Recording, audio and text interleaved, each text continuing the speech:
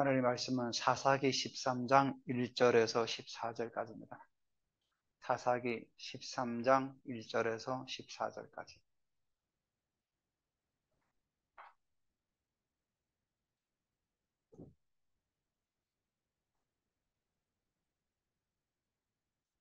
제가 1절, 여러분 2절 교독합니다.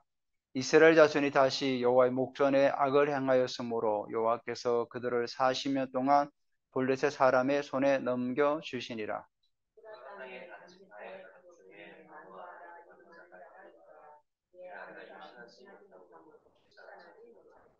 여호와의 사자가 그 여인에게 나타나서 그에게 이르시되 보라 내가 본래 임신하지 못함으로 출산하지 못하였으나 이제 임신하여 아들을 낳으리니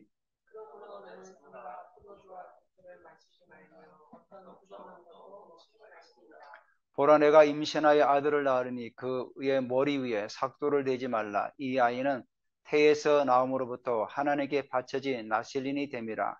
그가 블레셋 사람의 손에서 이스라엘을 구원하기 시작하리라 하시니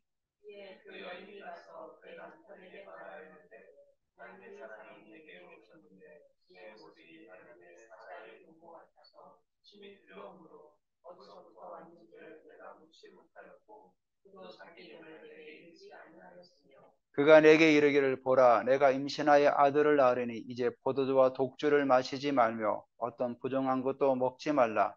이 아이는 태에서부터 그가 죽는 날까지 하나님께 바쳐진 나실인이 됨이라 하더이다 하니라.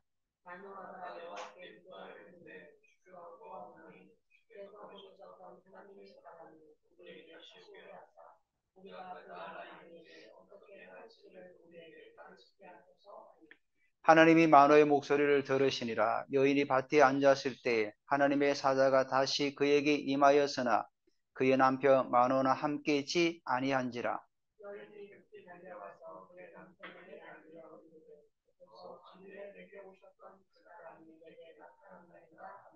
마노가 일어나 아내를 따라가서 그 사람에게 이르되 그에게 묻되 당신이 이 여인에게 말씀하신 그 사람이니까 하니 이르되 내가 그러다 하니라.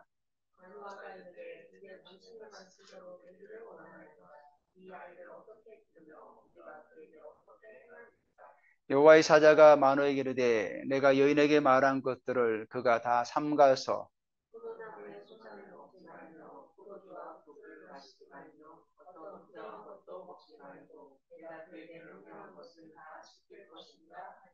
아멘. 감사합니다. 오늘은 나실이라는 제목을 가지고 우리 같이 한번 말씀을 나누려고 합니다. 우리가 예배 때 찬양을 하는 그 시간은 영적인 기류를 바꾸는 시간입니다. 그래서 이 찬양이 정말 너무 중요합니다. 우리가 시편에 보면 찬양함으로 그 궁정에 들어가며 하나님께 나아가는 거 아닙니까? 하나님께서는 우리가 찬양 가운데서 임하시고 또 찬양 속에 임하기 때문에 우리가 예배 가운데서 찬양을 드리는 그 시간은 이 잔잔한 정말 그 어떤 몸이 건조한 그런 시간 속에서 주님의 임재를 경험하고 영적인 기요가 하늘의 문화를 바꾸는 시간이 바로 찬양하는 시간입니다. 그러니까 하늘에는 24장로와 천사들이 수많은 천사들이 여호와께 경배하고 찬양하지 않습니까? 그래서 그 하늘의 문화가 이 땅에 내려와서 이 문화를 바꾸는 기류를 바꾸는 게 바로 찬양입니다.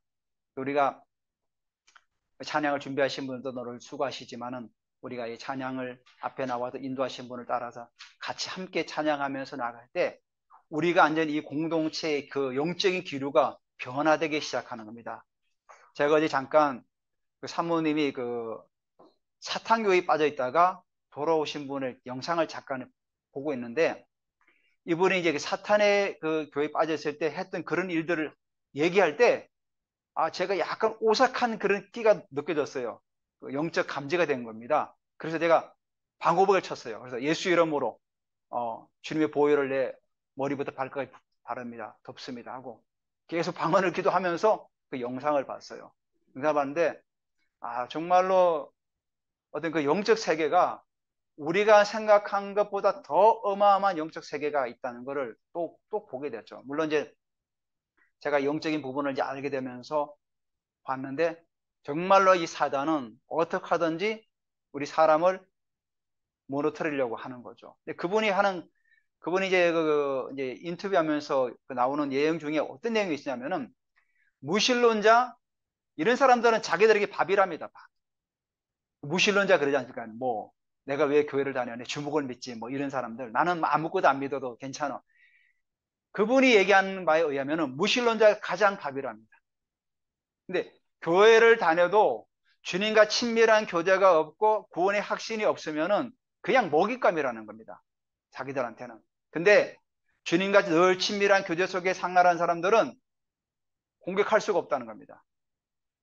그분이 자기 동네에 그 청소년들 이런 집회가 이제 열려서 막 뭐 18세, 19세, 20세 젊은 아이들이 나와서 하나님께 예배하고 이런 곳이 있었답니다. 그래서 이 사람이 나가서 감히 여기가 어딘데 내가 여기 지금 슛을 사고 내가 여기 영적인 그 고난을 내가 지고 있는데 감히 여기서 이런 것들을 해. 그래서 나가서 자기의 그 어떤 그 뭐 아비뻘 되는 그 사단은 그런 에게 막 얘기하고 막 기도하면서 나갔대요. 나가는데 도저히 거기 가까이 가려니까 뭔가가 자꾸만 자기를 밀어내더래요. 뭔가가 자꾸만 밀어내더래요. 이게 왜 이럴까 하고 자기 이제 그 아비 되는 그 마귀에게 얘기 물으니까 거기는 들어갈 수가 없단다. 하나님께서 보호막을 치시는 거죠. 그러니까 사단이 우리가 하나님과 친밀한 교제를 나누고 늘 영적으로 깊이 있게 기도하는 가운데 있으면은 사단이 우리를 공격할 수가 없는 거예요. 제가 늘 그러죠. 우리가 예전에 그 느헤미야 할 때 성벽 그 건축을 하면서 그런 얘기 말씀하지 않으니까 방호벽을 쳐라. 그래서 우리가 기도하지 않고 종교인처럼 살아가면은 사단이 바로 먹잇감이 되는 겁니다. 틈을 주면은. 그래서 성경이 말씀하시기를 마귀에게 틈을 주지 말라고 하지 않습니까? 그 의미가 바로 그런 의미죠. 틈을 주면은 마귀는 진짜 불화살을 쏘면서 달려오는 거죠. 그래서 우리가 믿음의 방패가 없으면은 이 불화살을 막아낼 수가 없는 겁니다.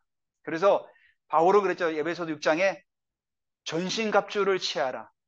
그 의미가 다시금 다가오는 거예요. 머리에 구원의 투구를 쓰고 가슴에 의의 힘을 주고 하나님의 그 의. 나는 의롭다 하심을 칭함받은 의로운 사람이라는 그 칭이 구원의 확신이자 머리는 구원의 확신. 그리고 진리의 허리띠. 진리가 뭡니까? 하나님 말씀으로 그 진리 대신 하나님 말씀으로 무장을 하고 평안의 복음의 신을 신고 내가 어디 가든지 평안을 정하는 자로 복음을 전하는 자로 영광을 운반하는 자로 그리고 믿음의 방패. 방패가 있어야죠. 적이 불화살을 날릴 때 막아낼 수 있는 그 방패가 없으면 내가 당하니까 방패를 들고 또 한 손에 무기 성령의 그 말씀을 붙들고 적을 제압하는 거죠.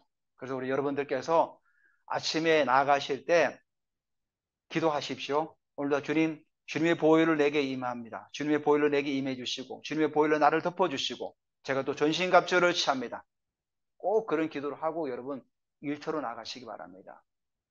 그렇지 않으면 왜 제가 이런 말씀을 드리냐면은 우리가 영적인 깊이를 자꾸 들어가면 들어갈수록 영적인 공격이 더 심해집니다.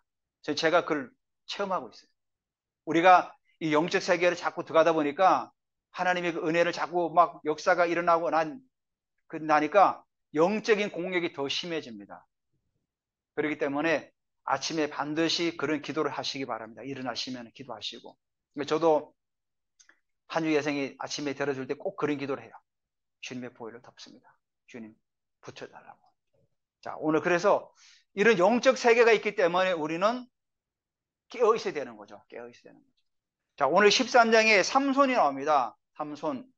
근데 13장의 이 스토리를 보면은, 성경 말씀을 보면은, 13장 1절에 보면, 이스라엘자들이 다시 여호와의 목전에 악을 행하였으므로, 하나님께서 그들을 40년 동안 블레셋 사람의 손에 넘겨주셨느니라. 이렇게 말씀하고 있습니다. 자, 이스라엘 사람들이 악을 행하고 난 다음에 그들이 고통 가운데 있으면 하는 패턴이 뭡니까? 하나님께 부르짖는 거죠. 근데 13장에는 하나님께 부르짖는다는 얘기가 없어요. 그러니까 40면이라는 그 숫자만 나와요. 그러니까 성경에서 40면을 말씀이라는 40면이라는 그 숫자는 어떤 의미를 갖고 있냐면은 이스라엘 백성들이 광야에서 40년 있었죠.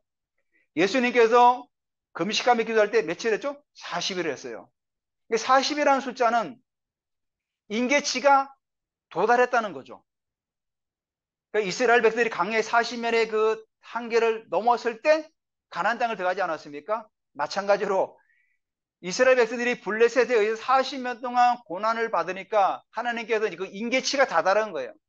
본래 블레셋은 그 지중해 앞에 있는 크레타 섬이라고 있어요. 거기에서 이 가나안 땅으로 들어온 그 족속들이죠. 그래서 이들은 굉장히 그 철기 문화가 발달되어서 사실 이들은 가나안 족속들은 아니었어요. 그래서 지중해 연안에 거주하면서 가나안 땅을 야금야금 이렇게 먹어 들어왔던 거죠. 그러니까 이스라엘 백성들이 이 블레셋에 당할 수가 없었던 거죠. 철기 문화를 가지고 있다 보니까 이스라엘이 이들에게 당할 수가 없죠. 예전같이 여호수아랑 같은 특별한 그런 장군들이 그런 지도자가 있으면 능히 이길 수 있는데 그들이 계속 우상을 섬기고 그런 패턴 속에 있다 보니까 도저히 이겨낼 수가 없는 거죠. 어쩌면은 이스라엘 백성들이 하나님의 구원의 그 어떤 그 뭐죠? 은혜마저 이제는 포기한 상태. 그냥 받아들이는 거. 우리말에 그런 말 있죠. 숙명이다, 뭐, 운명이다. 이런 식으로. 이스라엘 백성들이 40년 동안 블레셋의 고통을 받다 보니까 이제는 하나님께 부르짖는 힘조차 없어지고, 그러니까 이스라엘이 블레셋에게 그냥 지배받는 게 당연시하는 그런 숙명론으로 받아들이는 정말 그런 시점이죠. 그러니까 어쩌면은 이스라엘이 그 사사기에서 가장 이제 그 최악으로 어둠에 지금 가고 있는 그런 어떤 한계점에 지금 있다고 볼 수 있는 겁니다. 그런 가운데서 이제 하나님께서 일을 하시기 시작한 거죠. 그러니까 이들이 부르짖질 않았어요. 부르짖지 않는데도 하나님은 일하시는 거죠. 우리가 하나님께도 우리를 구원하시는데 물론 우리가 부르짖고 우리가 애원하는 것도 필요하지만 하나님은 거기에 상관없이도 하나님은 일하시는 분이에요. 그러니까 하나님의 구원은 우리가 부르짖는다고 해서 하시고 부르짖지 않는다고 해서 하시지 않는 분이 그런 분이 아니라는 거죠.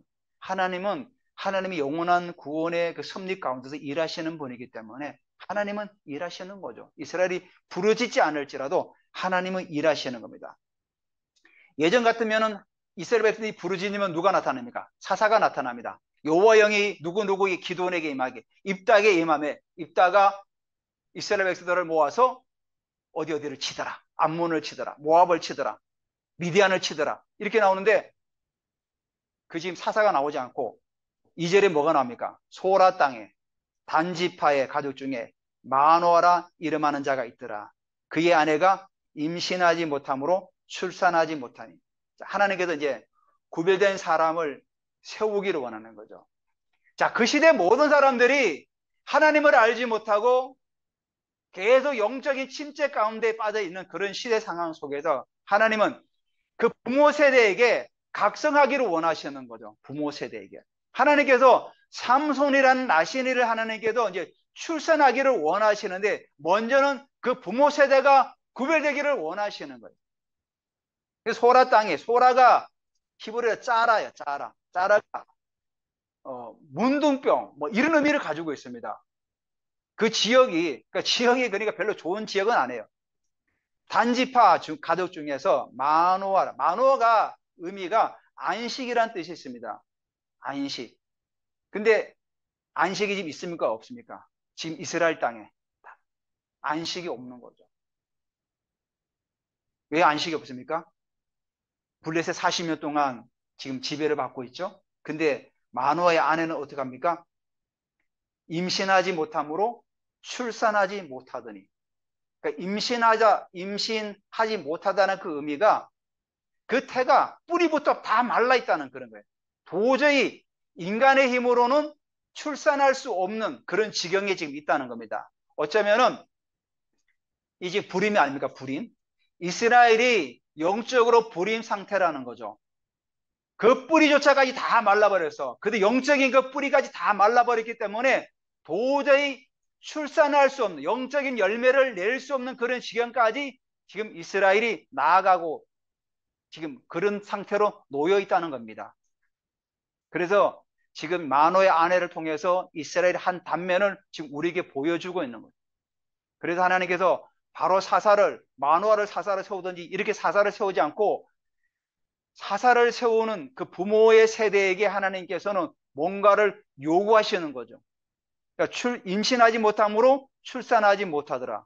그러니까 뿌리부터 말랐기 때문에 도저히 출산할 수 없는 그런 얘기를 하는 거죠. 영적 침체를 말해요. 영적 침체. 그래서 여기에는 위로가 없는 거죠. 주님의 위로가 없는, 안식이 없는 거죠. 아브라함이 하나님께서 갈대아 우르에서 부르지 않습니까? 그 땅에 위로가 없으니까 하나님께서 그를 불렀죠. 근데 아브라함과 그 아버지 데라가 어디까지 갔습니까? 가나안으로 바로 왔습니까? 오지 않았어요. 바로 좀 어디 가셨죠? 갈대우를 떠나가지고 하란이죠, 하란. 하란에 잠시 머물죠. 그러니까 그들이 가나안 땅을 가려고 하는데 도저히 가나안 땅 갈 수가 없었던 거죠. 하란이 그들의 마지노선이었어요. 마지막 여기서 우리가 어떻게든 버텨보자. 근데도 하나님은 데라가 죽자 아브라함은 다시 가나안 땅을 향해 갑니다. 하나님의 부르심을 따라서. 근데 하나님께서 부르시는 그 위로의 땅, 안식의 땅에 왔는데 위로가 있었습니까? 가나안 땅, 척박한 땅에, 광야 같은 땅에. 그때 하나님께서 나타나셔서 동서남북을 바라보라고 하죠. 그때 아브라함이 제단을 쌓고 하나님의 이름을 불렀더라. 그렇게 말씀하고 있어요. 정말로 우리가 안식이 없고 위로가 없을 때 여호와 이름을 불러야죠. 우리의 유일한 소망 되신 예수 그리스도, 그분만이 우리의 진정한 안식이 되는 거죠. 자, 이 마노아가 단지파 중에 살았는데 자기 아내가 임신하지 못했어요. 그러니까 3절에 보니까 여호와의 사자가 그 여인에게 나타나서 그에게 이르되 보라, 내가 본래 임신하지 못함으로 출산하지 못하였으나 이제 임신하여 아들을 낳으리니. 사사기에 보면은 다른 성경에는 그렇지 않은데 사사기에 보면은 남자와 여자를 이시와 이샤로 구분해요. 그러니까 남자를 이시, 여자는 이샤. 그 히브리 원어에 보면 이 뜻이 뭔 뜻을 갖고 있냐면 하나님의 형상대로 지음받은 남자, 하나님의 형상대로 지음받은 여자라는 그런 의미를 가지고 있어요. 그래서 남자는 그 중간에 히브리 하나가 요드라는 데가 있는데 그게 손을 말하는 거예요. 하나님은 남자를 손으로 지어 나가셔요. 근데 여자는 뒤에 르하우 할 때 호흡할 때 성령을 말할 때 그 자가 뒤에 붙어 있어요. 이 샤가 붙어 있는데 그게 뭐냐면 하나님께서는 여인에게는 더 성령의 감동을 더 많이 주세요. 그래서 대개 보면은 성령의 감동이라든지 예언이라든지 이런 환상을 보는 분들이 물론 남자들도 있지만 여성분들이 더 많이 민감해요. 여성분들이. 저희 가정도 저희 한주가 더 환상을 더 잘 봐요. 저는 환상을 잘 보지는 못해요.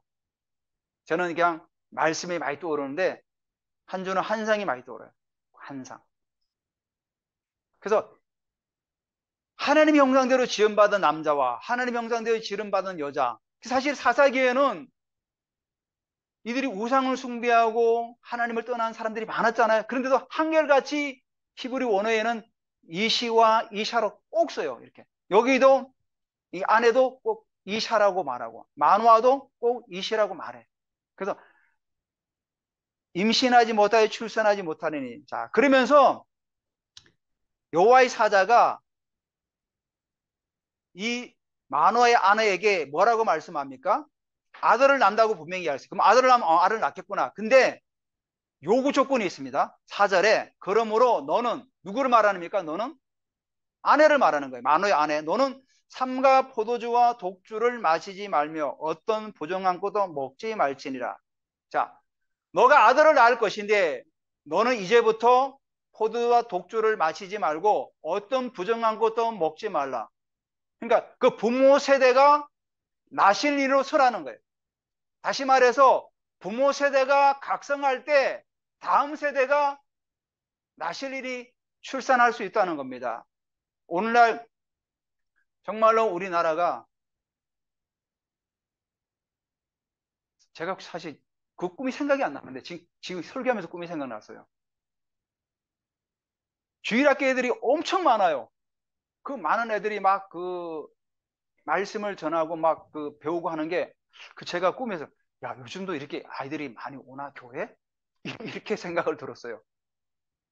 이 부분은 나중에 더 정리할 텐데 요즘 사실은 주일학교들이 많이 줄고 있잖아요. 근데 성경이 뭐라고 말씀하고 있죠?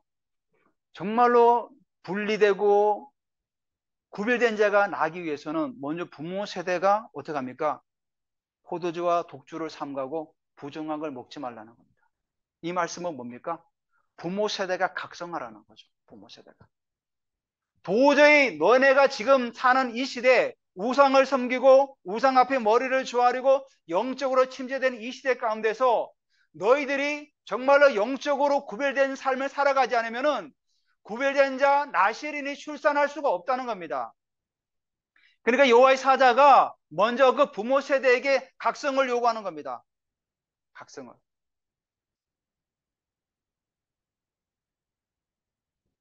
그래서 우리가 나실인이 나왔는데 그래서 5절에 보니까 보라 내가 임신하여 아들을 낳으니 그의 머리 위에 삭도를 대지 말라. 이 아이는 태에서 나옴으로부터 하나님께 바쳐진 나실인이 됨이라. 그가 블레셋 사람의 손에서 이스라엘을 구원하기 시작하리라 하시니라. 아멘. 자, 이렇게 해서 나실인이 나오는데 그는 태에서부터 모태로부터 나실인이 되어서 나와서 블레셋에서 이스라엘 백성들을 구원할 자라고 이렇게 말씀해 주시는 거예요. 왜냐하면 너가 먼저 구별되게 각성된 삶을 살아갈 때 이런 아이가 출생한다는 거예요.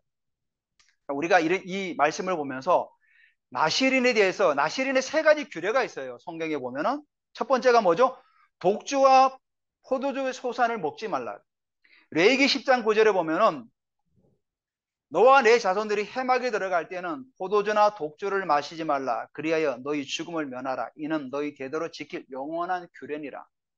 이 말씀이 뭐냐면 사실 나실인은 이스라엘 백성들이 레위인을 통해서 제사장의 그 직분을 이어가게 만들지 않습니까? 그러니까 나시린을 구별되게 세우는 건 어떤 의미를 주냐면은 너는 이제부터 일반 사람이 아니라 거룩한 백성으로 제사장으로 살아가라는 거예요.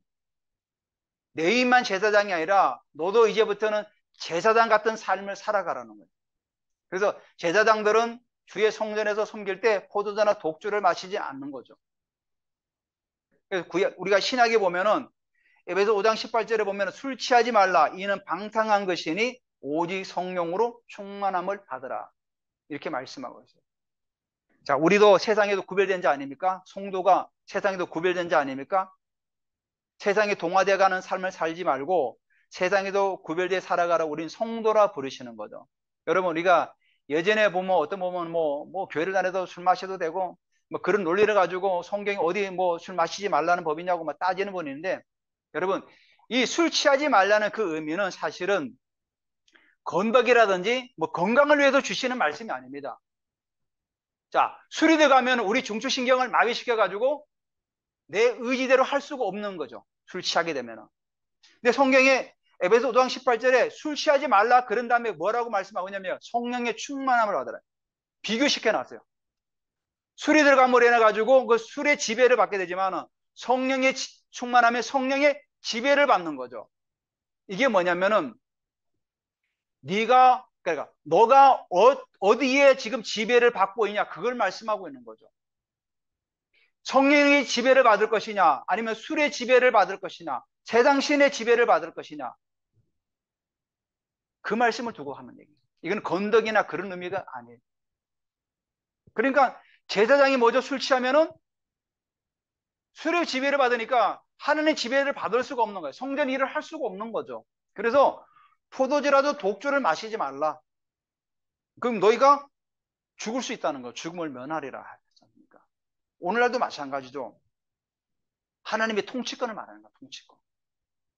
우리가 하나님 나라의 일꾼으로서 영광을 운반하는 자 아닙니까? 우리가 늘 술 취하면 어떡합니까? 하나님 영광을 운반할 수가 없죠. 카톨릭의 사제들은 보면은 술을 마시고 담배도 피지 않습니까? 그래서 종교입니다. 그래서. 왜냐하면 그들은 외로움을 달래기 위해서 막 술을 마시고 막 힘든 일 있으면 술로 달래는데 우리는 그런 술이 아니라 정말 그 성령의 임재 가운데 깊이 가운데 하나님께 내게 말씀하시고 그 주님과 친밀한 교제를 나눌 때 우리의 그 모든 것들이 다 풀어지고 해결되는 거 아닙니까? 그러니까 그런 가톨릭 로마교라고 하죠. 로마교는. 그래서 종교라는 겁니다. 두 번째가 시체를 멀리하는 거예요.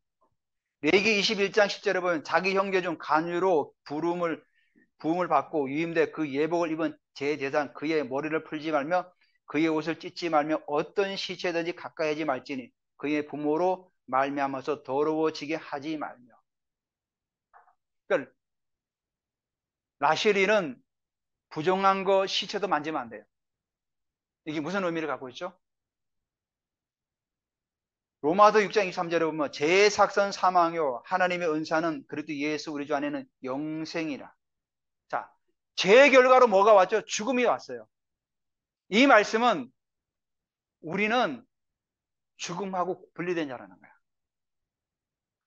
예수님께서 사마리아로 가실 때 수가성에 들렀을 때 그 수가성의 여인을 만나지 않습니까? 그 여인을 만났을 때 여인에게 이런 말씀을 하시죠. 내가 주는 물은 너희들이 지금 먹는 물은 다시 목마르지만 내가 주는 물은 영원히 목마르지 않다. 그러니까 그 여인이 그럼 그 물을 제게도 주십시오. 그래서 제게도 주십시오. 근데 예수님께서 내가 주는 물은 그 배에 생수의 강이 흘러넘쳐서 영원히 목마르지 않다고 그러는 거예요. 영원히 목마르. 영원히 목마르지 않는 건 뭐지? 영생이죠, 영생. 그러니까 우리는 뭐죠? 영원한 존재예요. 물론 우리가 이 땅에서 우리의 수명이 닿으면은 육신은 흙으로 돌아가지만 우리 영혼은 영원히 하나님과 함께하는 삶을 살아가는 겁니다. 그러니까 우리는 나시리는 죽음과 분리된 자라는 거예요. 그래서 죽음을 만지지 말라는 거예요. 죽음을 만지지 말라. 구별되었기 때문에. 마찬가지로 오늘날 우리에게도 우리는 죽음과 분리된 자라는 거죠. 예수님께서 죽음의 권세를 깨뜨리시고 부활하셔서 지금도 우리를 통치하고 계시지 않습니까? 죽음의 권세를 깨뜨리고. 그래서 우리는 예수 그리스도가 부활하셨기 때문에 우리는 죽음과 멀리 떨어진 자라는 거예요. 죽음과 구별된 자라는 겁니다. 세 번째가 그 삭도를 그 머리에 대지 말라는 거죠. 나시리는 삭도를 대지. 나중에 삼손이 힘을 잃은 원인이 뭐였습니까? 들릴라에게 말해가지고 그 블레셋 사람들이 머리털을 다 자르지 않습니까? 잘라서 그 힘이 다 빠져버린 거 아닙니까? 그래서 나시리는 그 머리에 삭도를 대지 말라는 거죠. 레위기 21장 5절에 제사장들은 머리털을 깎아 대머리 같게 하지 말며 자기 수염 양쪽을 깎지 말며 살을 베지 말고. 자, 이게 뭐냐면은 이게 오늘날 우리 고린도서 11장 7절에 보면 남자는 하나님의 형상과 영광이니라. 우리 머리는 하나님의 영광과 형상을 지니고 있어요. 지금은 우리가 머리를 자르는데 그런 머리를 자르지만은 우리 영적인 의미가 바로 그거예요. 우리는 하나님의 형상대로 지음을 받았고 하나님의 영광이 머무는 거예요. 그래서 우리가 안수할 때 주로 어디 합니까? 머리 하죠, 머리. 그래서 머리 하면서 하나님의 영광이 임할지다. 머리 하면서 하나님의 치유와 모든 걸 풀어내지 않습니까? 왜? 여기가 하나님의 영광이 머물기 때문에 하나님의 형상이 있기 때문에 그래서 나시리는 머리에 삭도를 대지 말라는 거죠. 왜? 하나님의 영광과 하나님의 형상을 지녔기 때문에 머리에 삭도를 대지 말라는 거죠. 그래서 우리가 이 나시린이 구별되어서 세상 가운데서 그들이 이렇게 세 가지로 구별하면서 살아가지 않습니까? 우리도 마찬가지로 이렇게 구별된 삶을 살아가라는 거죠. 우리는 항상 주님의 영광을 운반하는 자로서 살아가라는 그 얘기입니다. 자, 그래서 이제 이 마노아가 이제 기도합니다. 자기 아내에게만 계속 보이고 자기한테는 보이지 않으니까 답답한 겁니다. 그래서 마노아가 8절에 보니까 마노아가 여호와께 기도하여 이르되 주여 구하옵나니 주께서 보내셨던 하나님의 사람을 우리에게 다시 오게 하사 우리가 그 낳을 아이에게 어떻게 행할지를 우리에게 가르치게 하소서 하니. 자, 8절에서 제일 많이 나온 단어가 뭡니까? 우리 계속 우리라 그러죠. 8절 보십시오. 마노아가 여호와께 기도하이르되 주여 구하옵나니 주께서 보내셨던 하나님의 사람을 우리에게 다시 오게 하사 우리가 그 낳을 아이에게 어떻게 행할지를 우리에게 가르치게 하소서. 우리가 세 번 나와요. 자, 마노아가 볼 때는 자기 아내만 계속 보여주고 자기한테는 안 보여주니까 소외감을 느낀 거예요, 사실은. 그래서 우리에게 좀 보여줘, 우리에게. 이 마노아 기도가 참 그래도 괜찮은 기도예요. 뭐 안 하고 뭐라 기도하죠? 다음 세대를 살리는 기도를 하는 거예요. 다음 세대를 살리는 기도. 자, 그 아이가 나면은 우리가 어떻게 가르쳐야 됩니까? 그 얘기하는 거예요, 지금. 우리에게 다시 오게 해서 우리가 그 낳을 아이에게 어떻게 행할지를 우리에게 가르치소서. 여기 행한다 의미가 바로 그죠. 히브리어로 미시파트, 규례를 말하는 규례. 그러니까 우리가 이 아이의 규례는 어떤가 이걸 말하는 거예요. 그러니까 하나님 말씀대로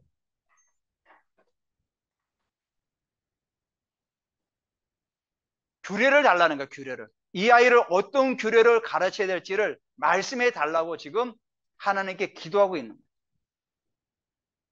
그래서 이 아이를 우리가 어떻게 기르야 됩니까? 하나님께서 새해부터 나시를 나왔으니까 그럼 이 아이를 우리가 어떻게 길러야만 됩니까? 우리가 이 부모 세대들은 기도해야 됩니다. 이제 앞으로 또 영생인의 형제 가정에도 이제 자녀를 출산하게 되는데 지금부터 자꾸 그렇게 기도하십시오. 우리가 자녀를 낳게 되면 어떻게 길러야 됩니까? 어떻게 우리 아이에게 가르쳐야 됩니까?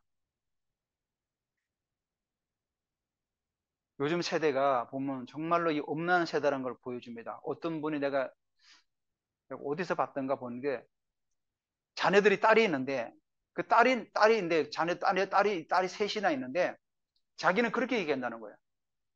동거를 한 6개월 해보고 살아보고 나서 결정을 하라는 거예요. 아, 정말로 저는 외국에서 하는 얘기인 줄 알았어요. 우리나라에 지금 우리나라가 그렇다는 거예요. 하나님의 자녀는 하나님께서 내줘준 짝은요 천생연분입니다. 천생연분. 세상 사람들은 뭡니까? 뭐 손금을 보고 뭡니까 또 궁합을 보고 막 하잖아요. 근데고 안 헤어집니까?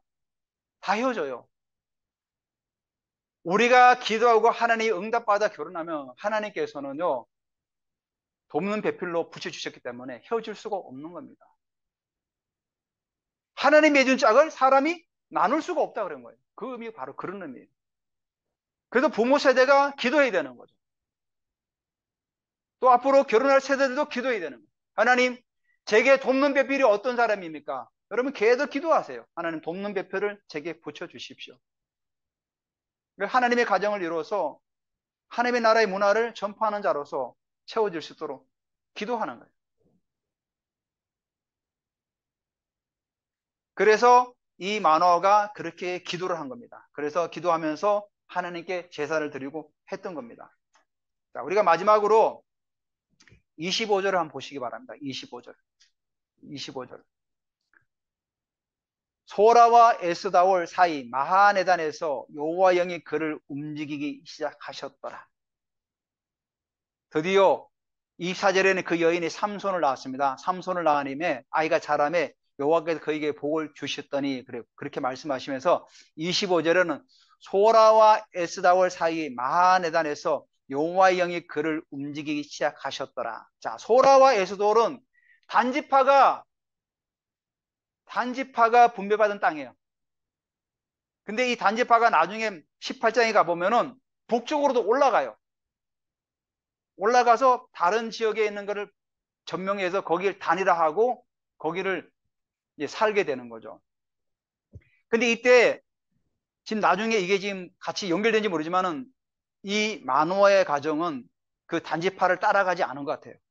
여기 그냥 머물러 있었던 것 같아요. 계속해서.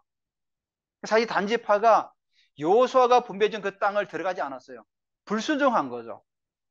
그러니까 하나님의 말대로 순종하면서 믿음으로 나아가면은 여리고가 무너듯이 나아가는데 그런 믿음의 사람이 없었던 겁니다. 그래서 하나님께서 삼손이란 단지파의 삼손을 통해 가지고 뭐라고 하죠? 하나님의 영이 그를 움직이기 시작했더라. 여호와 영이 그를 움직이기 시작했더라.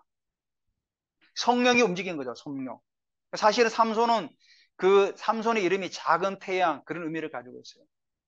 정말 영적으로 침재된 땅에 너가 정말 태양처럼 빛나라고 하나님께서 그렇게 이름을 주셨는데 사실 삼손을 나중에 후반부 우리 계속 보겠지만은 나실인의 그 규례를 하나도 지키지 않아요. 하나도 지키지 않아요. 참 아이러니입니다. 그 죽은 사자에서 그 턱뼈를 가지고 막 그 만지지 말라잖아. 부정한 거 만지지 말라는데 부정한 거 만지고 또 이방 여인에게 가고 술 마시고 이렇게 살아가요. 나중에 머리대까지 밀리고. 그런 걸 보면 우리가 하도 거기 부분에 또 말씀을 또 묵상하다 보면 또 하나님께 우리에게 주시는 교훈이 있겠죠. 자, 이렇게 해서 마하나엘에서 여호와의 그를 움직이기 시작하셨더라 이렇게 말씀하고 있어요. 그러니까 아무리 대단한 사람일지라도 하나님의 영에 사로잡히지 않으면 사역할 수가 없는 겁니다. 사사기의 모든 사사들은 하나님의 영이 그를 사로잡아 가지고 그를 이끌어 가셨던 거죠. 여기서도 뭐 여호와 영이 그를 움직이시겠더라. 여기 움직이다는 그 의미가 진동시키다는 의미, 진동시키는 거예요. 막 진동시키는 거예요. 그러니까 땅이 진동하듯이 하나님께서 삼손을 막 진동시킨 거예요. 너는 이제부터 하나님의 사람이야. 나시린이야. 이제부터 너가 영에 사로잡혀서 하나님 나라를 일을 해야 돼. 그러니까 우리도 하나님의 영에 진동된 자들이죠.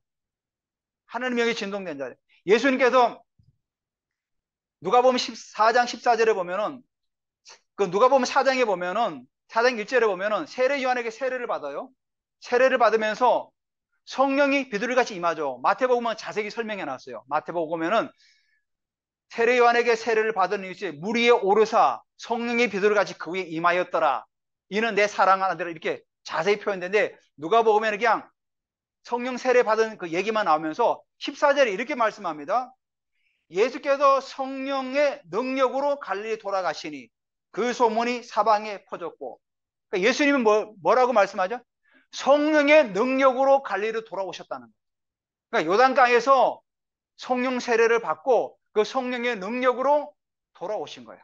돌아와서 예수님께서 4장 18절 19절에 이렇게 말씀해요. 주의 성령이 내게 임하셨으니 이는 가난한 자에게 복음을 전하게 하시려고 내게 기름을 부으시고 나를 보내사 포로된 자에게 자유를 눈먼 자에게 다시 보게 함을 전파하며 눌린 자를 자유롭게 하고 주의 은혜를 전파하게 하려 하심이라 하였더라. 예수님의 사역이 기름 부음의 사역이 시작됐던 거죠. 그러니까 예수님의 그 처음 사역은 뭐죠? 성령의 기름 부으심으로 그 사역을 시작해 나가셨던 거죠. 삼손도 마찬가지고 우리도 마찬가지. 그래서 우리가 성령의 기름 부으심으로 사역을 해야 된다는 거죠. 그래서 성령의 기름 부으심 사역할 때 병든 자가 치유되고 능력이 나타나는 겁니다. 제가 화요일 날도 이제 같이 이제 또 예언학교 훈련을 하는데 부산에 계시는 그 강도사님인데 그분이 제게 이런 예언하더라고요. 목사님이 원래는 입으로 선포되는 모든 것들이 성취될 것 같습니다. 제게 그런 감동을 받습니다. 입으로 막 선포하십시오. 사실 우리가 입으로 선포하는 것들이 지금 하나씩 되어져 나가고 있어요. 그래서 우리가 이 한 해도 성령의 능력 가운데 우리가 살아가시기 바랍니다. 제가 정말 좋아하는 성경 구절이 있어요. 요한복음 14장 12절에 뭐라고 말했어? 나를 믿는 자는 내가 한 일을 그도 할 것이고 또한 나보다 더 큰 일도 하신다고 우리에게 말씀하고 있어요. 예수님은 어제나 오늘이나 영원토록 동일하신 분이 회전하는 그림자도 없으신 분이 그래서 우리가 예수님께서 하셨기 때문에 우리도 하시는 거예요. 그래서 우리 교회가 이제부터는 이 강명 역사에 하나님 나라를 전파하며 나가는 그런 사역을 감당하는 교회로서 우리가 세워지게 됨을 예수님의 이름으로 선포합니다. 그래서 제가 이제부터는 이제 사모님이 그 사역이 다 끝나고 나면 우리가 좀 더 진행되면 능력전도라는 그 제목을 가지고 제가 이제 한번 할 거예요. 능력전도. 그래서 우리가 보물을 찾으면서 나가는 이제 우리가 좀 더 우리의 어떤 영적인 단계를 더 업그레이드 해가지고 나가는 그런 단계로 나아갑니다. 그래서 우리가 계속해서 영적인 깊이 속에 계속 들어오시기를 주님의 이름으로 부탁드립니다.